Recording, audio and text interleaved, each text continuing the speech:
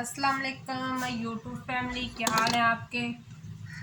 आप देख रहे हैं पंजाब स्टिचिंग स्टाइल। मैं हूं नूरीन। आज मैं आप लोगों से शेयर करूंगी 10 ईयर की बच्ची की कैपरी की कटिंग एंड स्टिचिंग, जिसके लिए मैंने ये फैब्रिक लिया है। 4th फोल्ड में मेरे पास फैब्रिक पड़ा हुआ लॉन पे है। ये फैब्रिक 4th फोल्ड में ये पड़ा हुआ है।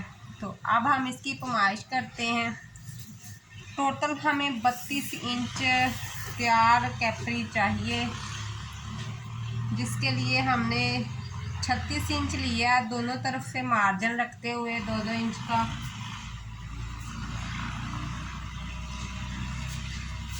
मैं मार्जिन रखा है दोनों तरफ से। वीडियो शुरू करने से पहले जिन बहन भाइयों ने अभी तक मेरे चैनल को सब्सक्राइब नहीं किया तो प्लीज़ चैनल को सब्सक्राइब कर लें। जिन्होंने अभी तक पीछे की वीडियो अटेंड नहीं की तो प्लीज़ पीछे की वीडियोस को अटेंड कर लें, ताकि आप लोगों को स्टिचिंग की बेसिक क्लासों की समझ आ सके कि स्टिचिंग कैसे होती है और कटिंग कैसे होती है। अब इसकी लेंथ हमने टोटल 36 रखी है। 2-2 इंच का मार्जिन रखा है दोनों तरफ से। इसका ये मार्जिन यहाँ तक मैंने इसका रखा है। ये मैंने इसके कट लगा दी है मार्जिन का, इस तरह से।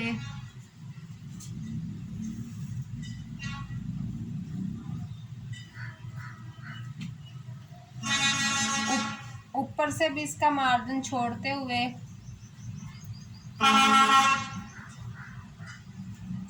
अब यहाँ से हम इसकी पैमाइश करेंगे। टोटल हमारे पास 32 इंच रह गया है। अब हमने यहाँ से यहाँ तक हमने ऊपर की मार्जिन की, जहाँ पर हमने इलास्टिक लगानी है, रखा है। तो वहाँ से हम नीचे तक इसकी आसन 14 रखेंगे और इसका पांचा हमने 5 रखना है, क्योंकि बच्ची का 6 हम रखेंगे। मार्जिन रखते हुए हम इसकी कटिंग करेंगे। और इसकी चौड़ाई जो हमने 16 रखनी है।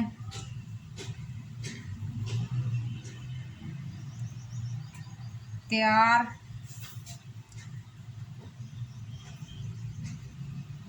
मार्जिन रखते हुए हमने 16 इसकी रखी है। तो अब हम इसका जो ट्रेसिंग कर लेते हैं कैपरी की। ये मैंने कैपरी की ट्रेसिंग कर दी है।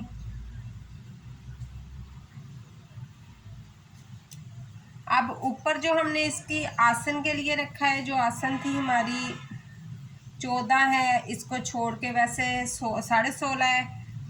तो इलास्टिक के लिए एक्स्ट्रा मार्जिन रखते हुए तैयार आसन जो 14 बनती है। अब हमने इसकी 16 इसकी चौड़ाई है, जो इसकी विड्थ है कैपरी की। तो हमने 16 से हमने 14 पे ले जाना है, क्योंकि हमने 14 से भी 12 पे हमने इसकी वेस्ट बनानी है, वेस्ट इलास्टिक के लिए। तो यहाँ पर हम एक बॉक्स बनाएंगे वेस्ट तक।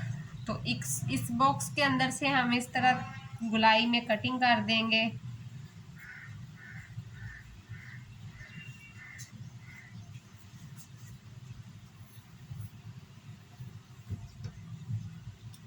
अब कैपरी को हम इसी तरह से, जैसे मैंने इसकी निशानदी की है, तो इसी तरह से मैं कैपरी को कट कर दूंगी।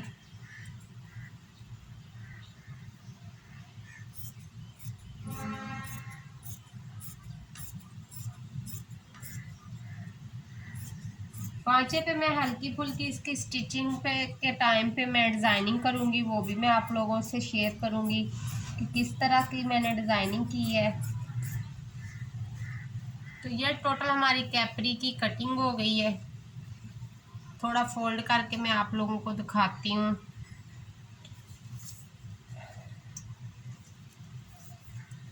अब सिलाई का मार्जिन रखते हुए ये हमारे पास रह जाएगी तैयार 14 इसकी रह जाएगी। जो चौड़ाई है, लेंथ इसकी 32 है।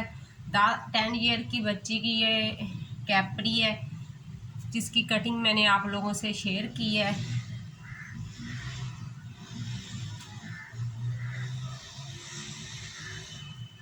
अब इसको हमने आगे कुछ भी नहीं करना, नीचे पांचे से हम इसे अलग-अलग कर देंगे। यहाँ से ये डबल थी और ये कपड़ा हमने एक्स्ट्रा जो है ये बचा लिया, एक साइड से ही बचा लिया है। 1 ईयर के बच्चे की ये आसानी से कैपरी बन सकती है, पजामा बन सकता है। कलियां बनाना चाहो तो आप कलियां भी इससे काट सकते हो। अब हम इसकी आगे का जो प्रोसेस है वो करते हैं कि इसकी स्टिचिंग करते हैं।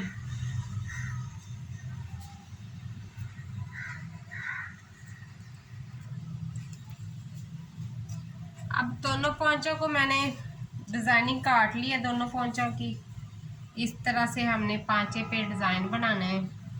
तो अब हमें इस्त्री के साथ पेस्ट कर देंगे पांचे के ऊपर, बैक साइड पे, पांचे की बैक साइड पे। इस तरह इसको खोल लेंगे। पहले हम अच्छे से इसे प्रेस करेंगे।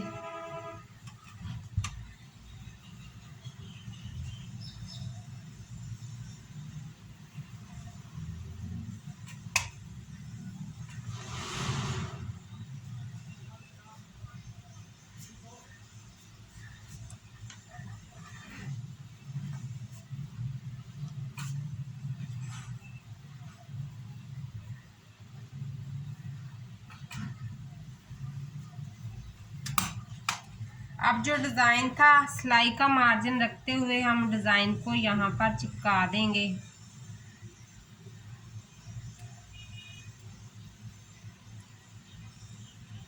दोनों साइड से इसे बराबर ही रखना है और दरमियान से स्टिचिंग के लिए हमने यहाँ पर इसका थोड़ा सा खुला रखना है। तो अब इस तरह से हम ऊपर पेस्ट कर देंगे।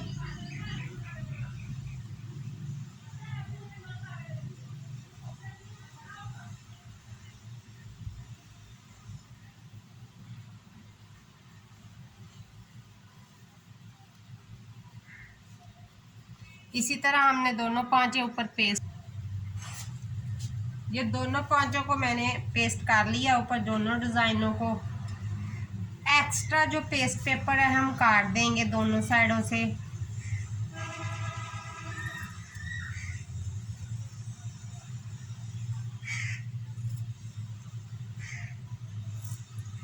एक्स्ट्रा पेस्ट पेपर को मैंने काट दिया है, जो टफ था उसको। अब हम इसकी स्टिचिंग शुरू करते हैं।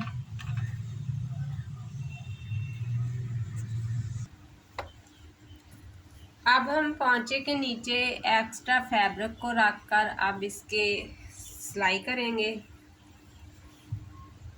ये मेरे पास एक्स्ट्रा कपड़ा है, पहले मैं आप लोगों को रख के बता देती हूँ कि ये एक्स्ट्रा फैब्रिक है और ये जो हमने बुकरम पेस्ट किया था पांचे के ऊपर, ये वो पांचा है। तो इस तरह हम कपड़े को इसके बराबर रखेंगे, नीचे से इस तरह बराबर होगा बिल्कुल पांचे के। पीछे से ये यहाँ तक आ रहा है कि चेपी से ऊपर तक हो, जो हमने बुकरम लगाया उससे ऊपर तक हो के फोल्ड करने से करके तरपाई करने के काबिल हो। अब हम इसकी सिलाई लगाएंगे। बिल्कुल जो हमने इस पे बुकरम लगाया, बुकरम के साथ साथ इसकी सिलाई लगा देंगे।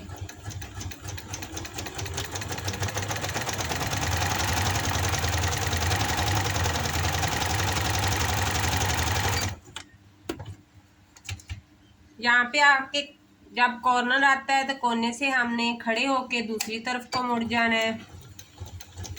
इसी तरह चारों कोने हमने बनाने हैं।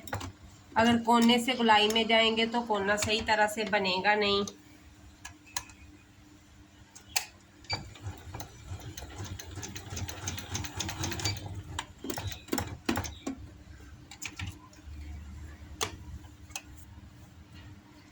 इसी तरह आप इस तरफ को आ जाएंगे। ये जो बॉक्स बना हुआ है इसको हमने चारों तरफ से सिलाई से के साथ कवर कर लेना। अंदर की तरफ बुकरम के साथ साथ सिलाई लगाते हुए कवर कर देना है।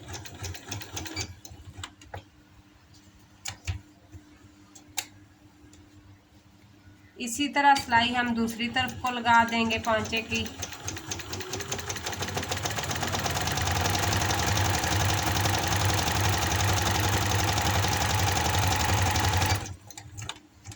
पर हम मशीन को रोकते हुए धागे को कट कर देंगे। और ये मैंने सिलाई लगाकर कवर कर दिया है। अब हम इसको एक्स्ट्रा मार्जिन कपड़े का रखते हुए कट कर देंगे।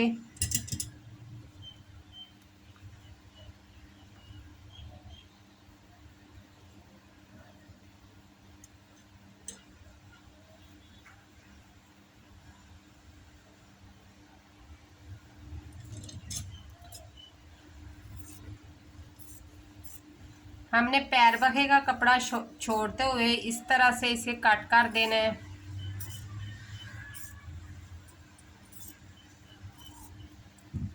इतना इतना मार्जिन हमने कपड़े का छोड़ना है। अब जो बॉक्स है, बॉक्स के एहतियात से ये जो कोने हैं ये वाले, यहाँ से हमने सीधी कैंची लेके जानी है पहले। फिर हमने इसे चारों तरफ से कट कर देना है। एंड वाले कोने तक लेके जानी है। फिर इधर वाले कोने तक इस तरह कट कर देना है। फिर दूसरी तरफ वाले कोने तक। चारों कोनों को अच्छी तरह से हम कवर करेंगे ताकि जब हम इसे सीधा करें। अब दरमियान का फैब्रिक हम कट कर देते हैं कि इसमें एक्स्ट्रा फैब्रिक हुआ तो फिनिशिंग सही नहीं आएगी। तो इस तरह से मैंने इसे कट कर दिया है। अब इसको मैं सीधा कर लेती हूँ। सीधा करके आप लोग को दिखाती हूँ कि ये कैसा बना है। जो हमारे कॉर्नर है किसी चीज़ से हम लोग सीधे कर लेंगे।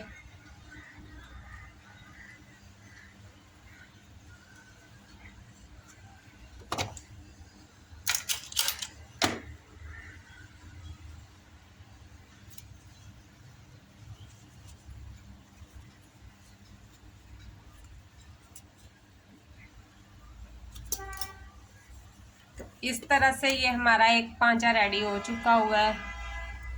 अब इस कपड़े को हम इस तरह से पीछे की तरफ हटाते हुए यहाँ पर हम कन्नी की सिलाई लगा लेंगे। अब मैं कन्नी की सिलाई लगाती हूँ।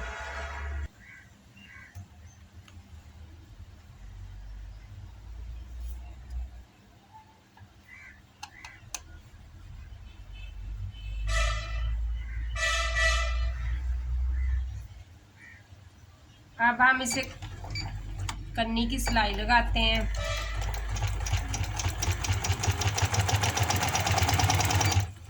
नीचे से फैब्रिक को सेट कर देंगे कि बाहर की तरफ जो हमने एक्स्ट्रा कपड़ा इसको कवर करने के लिए लगाया है वो बाहर से नज़र ना आए। इसी तरह एंड तक मैं इसकी कन्नी की सिलाई लगा देती हूँ कि डिज़ाइन की फिनिशिंग नज़र आएगी।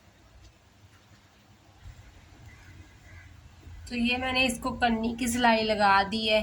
तो इस तरह से ये हमारा रेडी हो गया। पीछे से मैंने इस तरह फैब्रिक को काट दिया। अब मैं पीछे से तरपाई कर लूँगी और यहाँ पर हमारा एक पर्ल लगा देंगे। मोती कोई भी किसी भी कलर में, मल्टी कलर में इसकी शर्ट है तो लेकिन मैं इस पर सेम कलर यूज़ करूँगी। अब हम इसी तरह दूसरा पांचा बना लेते हैं। तो ये दोनों पोंचे हमारे रेडी हो गए हैं। बैक से कुछ इस तरह से है, बैक फिनिशिंग इसकी इस तरह से है दोनों पोंचों की। तो अब हम इसके पांचे की सिलाई लगाते हैं। फिटिंग की जो नाली की सिलाई होती है ये लगाएंगे। मैं शलवार को पहले पांचे की तरफ से कैपरी को सिलाई करती हूँ, बाद में मैं ऊपर से आसन को सिलाई करती हूँ। अब हम इसकी पांचे से लेकर ऊपर तक फिटिंग की सिलाई लगा देंगे। पांचा इसका मैंने 5 रखा है। बच्ची के हिसाब से आप अपने हिसाब से रख सकते हैं। अब इसकी मैं फिटिंग की एंड तक सिलाई लगा देती हूँ। पहले पांचे को इस तरह फिटिंग की सिलाई लगाते हुए नाली की, तो अब मैं दूसरे पांचे को इसी तरह इसके साथ पैमाइश करके के एक साथ एक जैसे रखने होते हैं तो पैमाइश करके अब मैं इसको भी फिटिंग की सिलाई लगा देती हूँ। शलवार को हमेशा पांचे की तरफ से स्टिच किया करें कि बच्चों की उछल कूद की वजह से शलवार को खींचनी पड़ती, वो नीचे से फटती नहीं है, ख़राब नहीं होती, छिनता नहीं है कपड़ा। अब इसी तरह हम इसकी पूरी सिलाई लगा देंगे।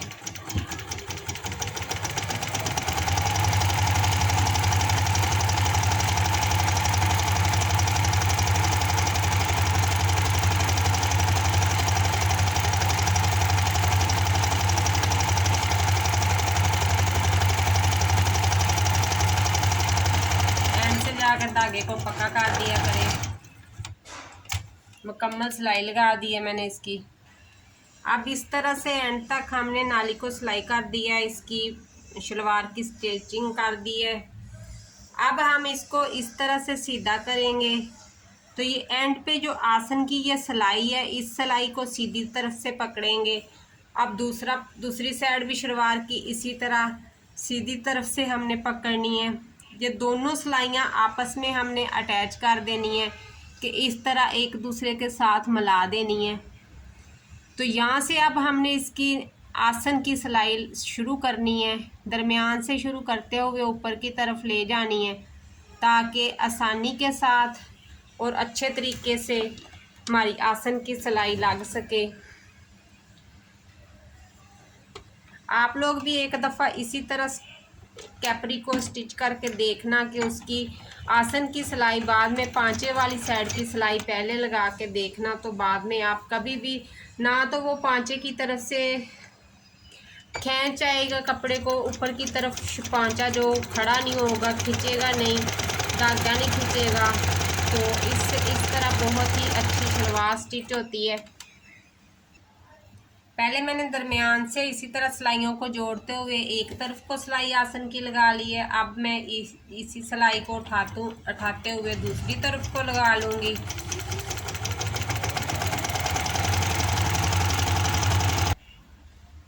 तो ये मैंने आसन से सिलाई लगा दी है, ये आसन की सिलाई है। तो यहाँ से हम एक्स्ट्रा धागे को काट देते हैं और ये जो फैब्रिक इसमें आया हुआ है यहाँ से हम इसको कट लगा देंगे दोनों तरफ से ही। जो कि नाली की सिलाई की एक्स्ट्रा कपड़ा था, जो मार्जिन था वो वाला। अब इसको हम सीधा करते हैं।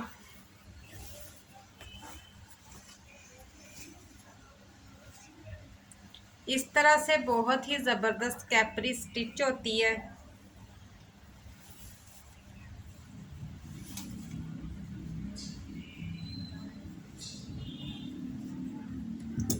दोनों तरफ से मैंने इसको दोनों पांचों से सीधा कर दिया। अब पांचे को यहाँ से पकड़ते हुए हम इस तरह से इसकी सिलाई को पकड़ेंगे। तो ये हमारी आसन की सिलाई है जो हमने आपस में जोड़ी थी। तो ये देखिए चारों सिलाइयाँ आपस में एक दूसरे के बराबर आई हैं, तो यहाँ से खींच नहीं पड़ती फिर कपड़े को, और कपड़ा फटता नहीं है, ये लचक में आ जाता है। यहाँ से हमेशा शलवार को इसी तरीके से स्टिच किया करो और आप एक दफ़ा करके देखना, आप लोग मान जाओगे कि वाकई ही किसी ने हमको शलवार स्टिच करने का बताया और परफेक्ट तरीका बताया था।